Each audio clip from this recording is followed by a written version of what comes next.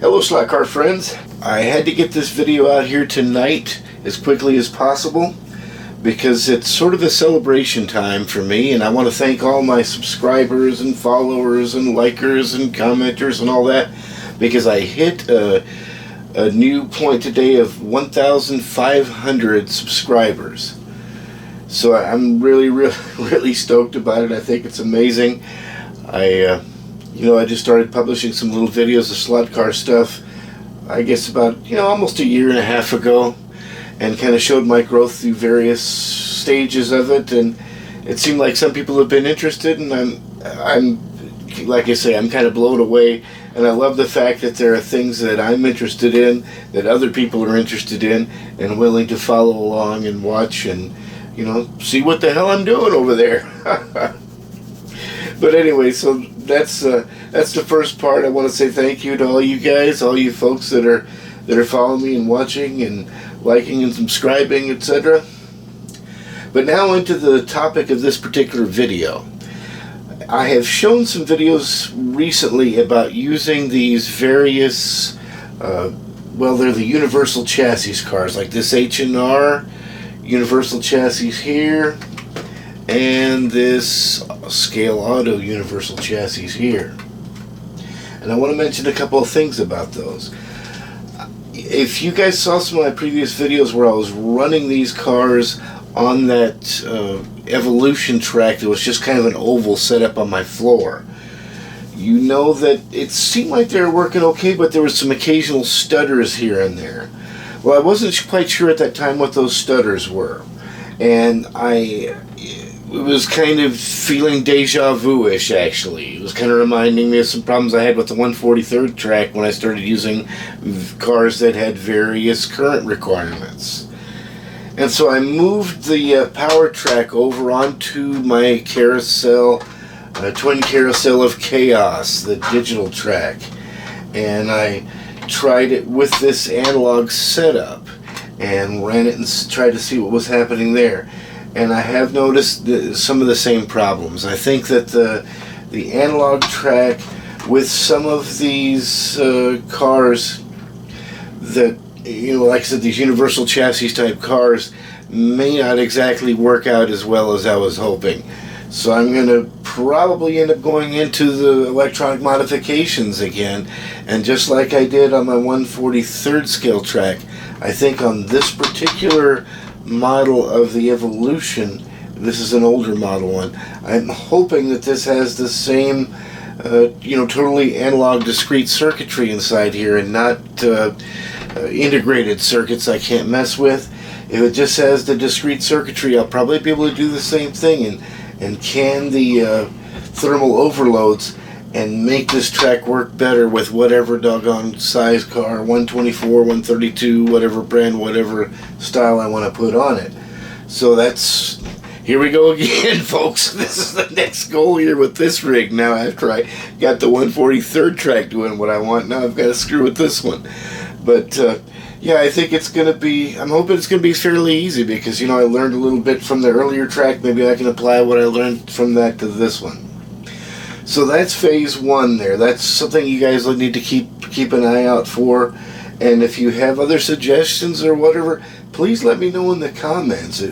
I know some folks have been running competition cars and such on their track, but I think they may be using different power supplies, and maybe they've canned this power system. I'm not exactly sure. If you've got a rig that works, let me know what works.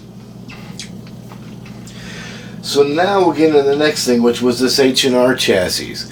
If you'll remember, I was able to run this around on the crap tires that were too slippery, and they were really hard. And when I was running around on that little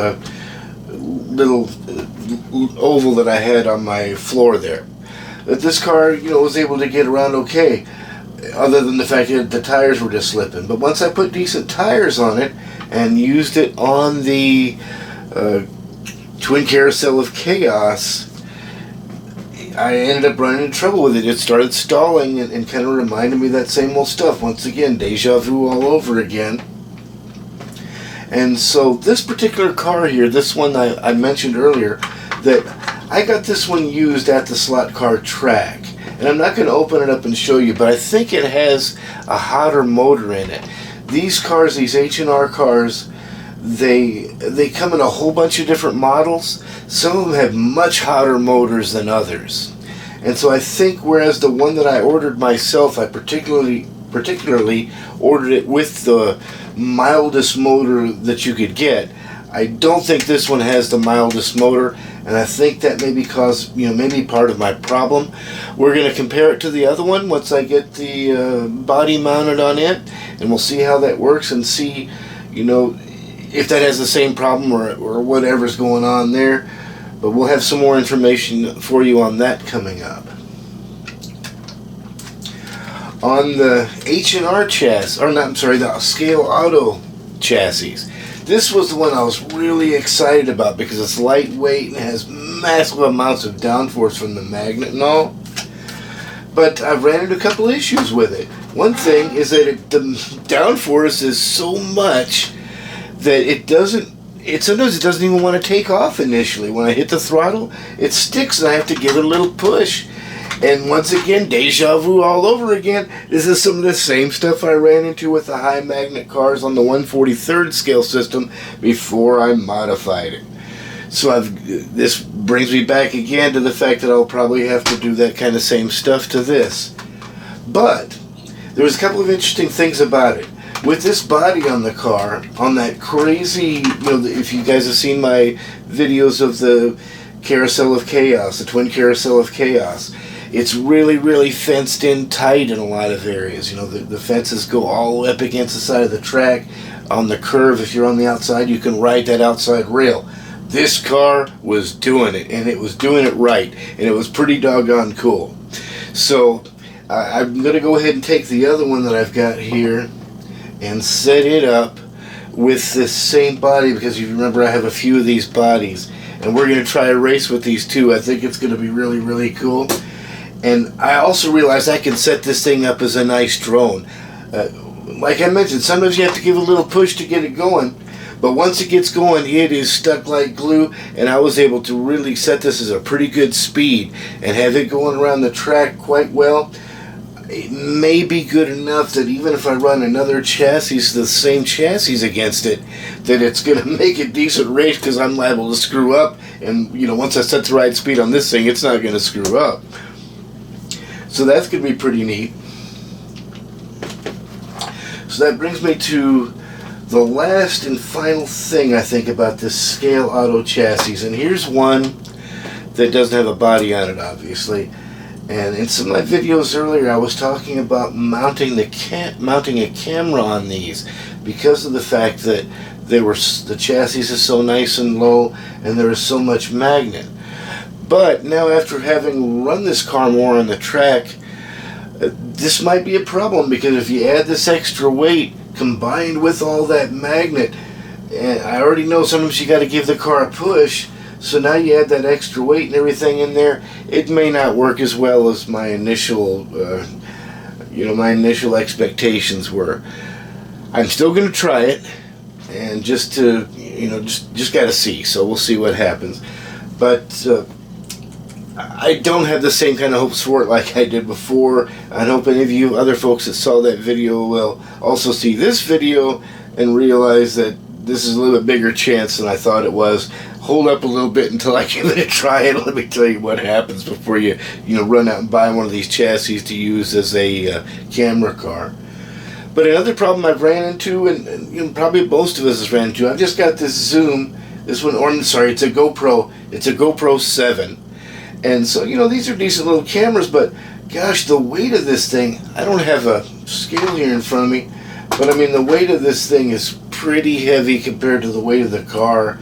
And so it's just, I think no matter what you ever do, it's going to be too much. Any of you guys have some suggestions about a better camera to use that lets us do some first-person view, and get a nice light camera down here that can record at a decent rate and everything? I don't care if it uses one of those little tiny microchips to record on and all. I can do it that way. That's fine.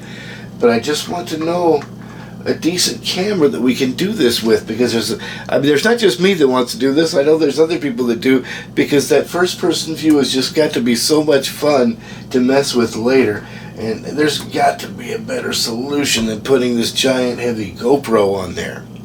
So you guys that have some ideas, let me know. Put links, comments, etc., whatever, in the comments section. And once again, I want to go back and re-thank all my people, because I am totally stoked about having over 1,500 subscribers, and I think that is just amazing. So thanks for watching, folks. We'll see you on the next one.